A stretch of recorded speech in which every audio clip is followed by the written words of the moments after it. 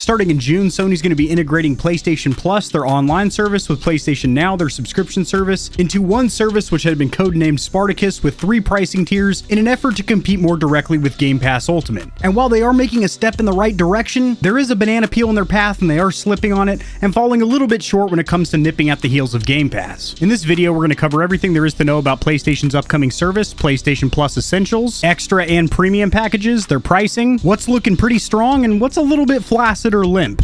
Let's get it.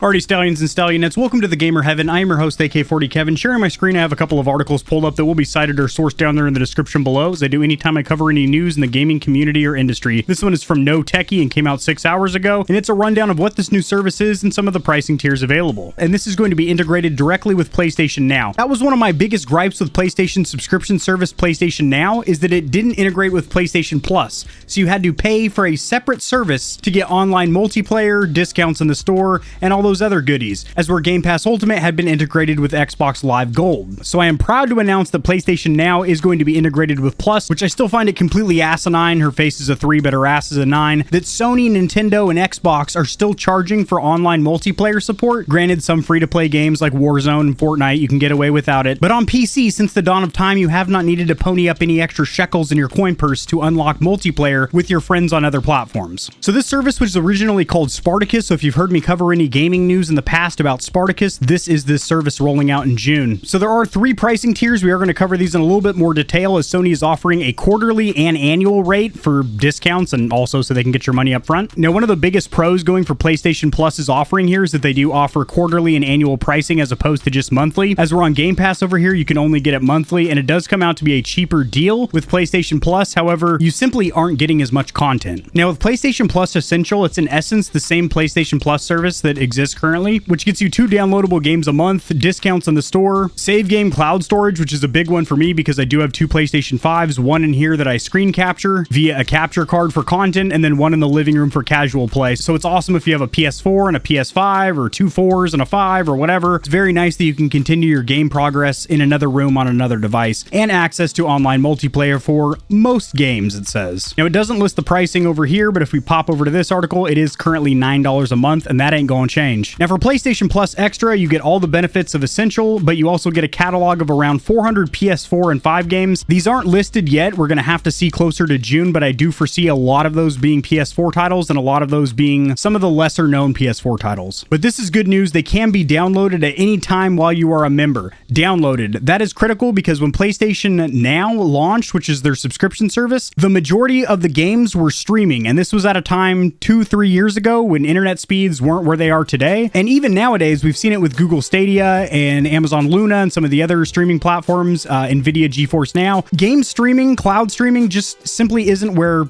we'd like to see it in the gaming community. There's a lot of input delay because it has to go up to their servers, then back down to your device. But here's where things take a turn for the crappy. First and third-party games, but no new exclusives will launch in this service. And then we come down here to the pricing. That's $15 monthly, which if we come over here, that's what Game Pass Ultimate costs monthly. And this includes a ton, which we'll cover in just a little bit. So you can get this $40 quarterly, so a 3-month bundle, or $100 annually. Now, that is nice that Sony is offering a quarterly and annual package, whether that's just so they can get you to pony up the dough up front, or if it's to pass on some savings to you. Either way, that does end up being cheaper than Game Pass. And then you've got PlayStation Plus Premium. This is where things get a little bit stinkier, so hopefully you got your clothespin for your nose. Everything from the Essential and Extra, but an extra 340 games to the catalog, including PS1, 2, and PSP games for streaming and download. So again, for download, which is awesome. It's cool that they threw PSP games in here because a lot of Sony fans still own that little handheld console. I would have liked to have seen some Vita titles in here as well, which was way ahead of its time with things like dual touchpads, an OLED screen, dual analog sticks. The Switch was not the first console to do that. PS3 games are also available, but only to stream.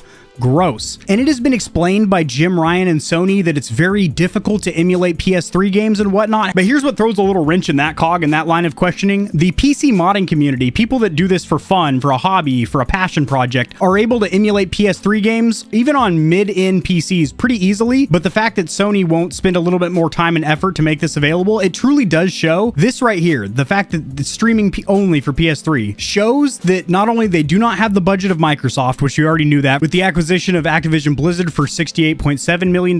Billion with a B, not million. Caught myself post-editing. I covered that news when it came out. It's a big old billion-dollar acquisition. And the acquisition of ZeniMax Media Group, including Bethesda Studios, for $7.5 billion. And it definitely shows that Microsoft is dumping a ton of money into the Game Pass ecosystem, getting games day and date launched there, as where we're going to cover, there are no new PlayStation 5 titles launching on PS Plus Premium. Even the top-tier flagship version, you will get timed trials to try out new games, but you will not get any new release PS5 games there. That's frustrating considering this is $18 a month, $50 quarterly, and $120 yearly, which is cheaper than the $180 that you will be paying for Game Pass Ultimate. However, that extra $60 is getting you a ton more content. Now, streaming can be carried out on a PlayStation 4, 5, and PC. Also, streaming PlayStation games to a PC has proven to not be great. There's a ton of incompatibility when it comes to porting over controls from a gamepad or controller to keyboard and mouse. It just simply doesn't work in a lot of games. And the games it does work with, it's not very intuitive and doesn't feel like a native PC title. As we're on Game Pass Ultimate, which does include PC support, you can install the PC versions of these games and get a native experience on your hardware. Now, if you come over here to the PlayStation Plus website, there is no pricing tiers listed yet because this won't take effect until June. It just has this notification that PlayStation Plus is changing soon, merging with PlayStation Now. If you purchase PlayStation Plus and are subscribed when the service changes, you'll continue to have access to PlayStation Plus benefits today. So you will not lose any of the game progress that you have or any of the games that you have purchased or downloaded through these services. But here's why Game Pass really slaps the taint of PlayStation Now. And granted, it is nice that they are offering an annual payment plan and that there is going to be PSP titles and downloadable PS1 and 2 titles. I'm very excited for that as a retro gamer. But we're just going to focus on Ultimate over here. If you want a full breakdown of all three of these tiers and exactly what you're getting, I will have linked in the description below a video I made about 6 months ago with a full rundown of the Game Pass service and do I think it is worth the money. I also will have another video linked down there that I made a day after that going over PlayStation Plus and Now and everything that Sony has to offer with their subscription service, which will soon be null and void with their new changes. So you're getting over 100 high quality games. It's well over 100. They do constantly rotate through the library, but you do get a heads up whenever a game is going to be going offline from the subscription service. And these games are all downloadable. And these games go all the way back to the original Xbox and Xbox 360. And one thing that needs to be mentioned here is FPS boost, or frame per second boost, which doubles the frame rate of over 100 downloadable games in their library from their original of 30 to 60, or their original of 60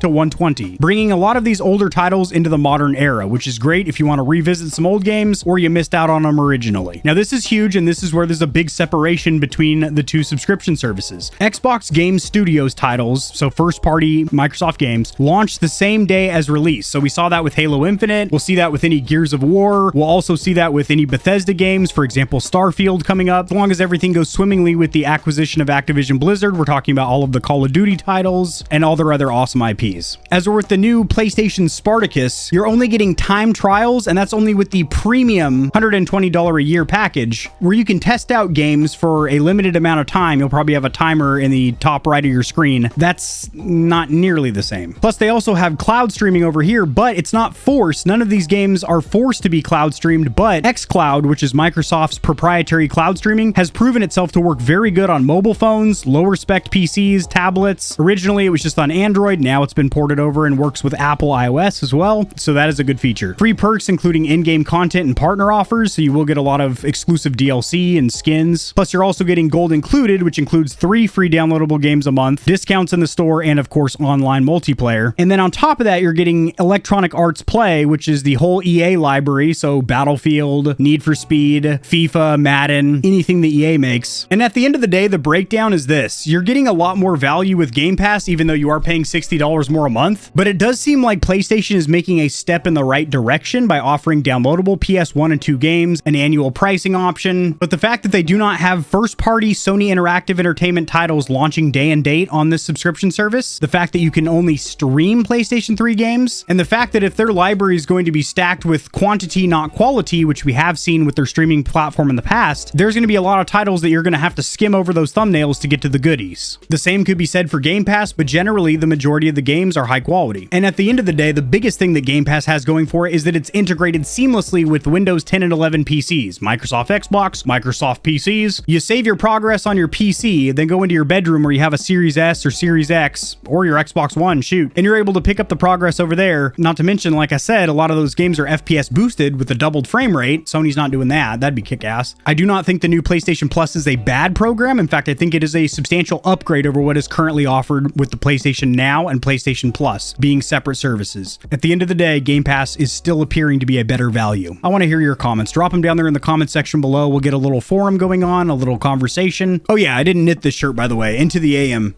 Starfield, 10% discount code down there in the description below, and Gamer Advantage. A little shameless plug at the end. If you enjoyed the video, liking it helps it to get seen by more gamers. This information will reach and assist them as well, which in turn helps me grow this little channel, which I do greatly appreciate. Subscribe for more content like this. I cover news in the gaming community and industry, tutorials helping you get set up streaming and YouTubing, as well as honest gaming product reviews, keyboards, mice, headsets, controllers, mics, chairs, etc. There are some hefty exclusive discount codes found only in the description of my videos and only for the audience here at Gamer Heaven. Check out Into the AM for some of the sickest looking and most comfortable cloth to ever grace my gaming giblets. If you don't want to be scorching your corneas with harmful blue light, check out Gamer Advantage, the only blue light glasses on the market that look sexy and actually work. If you're looking for a custom controller that'll blow the competition's tits back, AIM definitively has the best bang for buck or price to performance when it comes to Xbox, PlayStation, and Switch controllers. Nope, they don't do Switch, but they do gaming mice. I said doo-doo. I have links to all my other platforms and socials in the description below. If you need a quick laugh or blast of gamer adrenaline, check my short form videos out at TikTok. To get in touch with myself and the stallions and stallionettes of Gamer Heaven, join the community Discord, and check me out at twitch.tv where I go live every other leap year on a blue moon if it falls into an odd calendar number, and my pH balance is on point. Just kidding, starting June I'm going to be live streaming a lot. Thanks for watching. This has been AK40 Kevin hosting Gamer Heaven, and I'll see you tomorrow because I upload daily, all the time, 60% of the time, sometimes, most of the time. Peace.